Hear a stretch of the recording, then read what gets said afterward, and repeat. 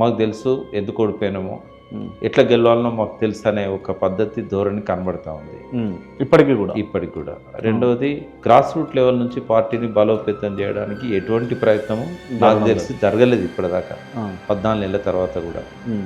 BRS party 24 ఏళ్ల చరిత్రలో మొదటిసారి సమీక్షలు జరిగినాయి. కేసీఆర్ గారు ఎప్పుడు సమీక్షలకు వ్యతిరేకం, బట్ కేటీఆర్ గారు దాన్ని కండక్ట్ చేయగలిగారు. కొత్త రక్తం వచ్చింది, బట్ ఆరోగ్యకరమైన రక్తం రాలేదు. భజన పనులు బాగా విరిగిపోయింది. వాళ్ళని వదిలించుకోవడంలో వీళ్ళు విఫలమవుతారు. ఎవరు వాళ్ళకు అవసరమో వాళ్ళు గుర్తించట్లేదు. ఏం చేస్తే మనము ఈ గతంలో జరిగిన తప్పులను సరి చేసుకుంటామో ఆలోచన కూడా ఉన్నట్టు కనబడదు. సరే పడుకో, ఏముందిలే ఇంకా పడుకో.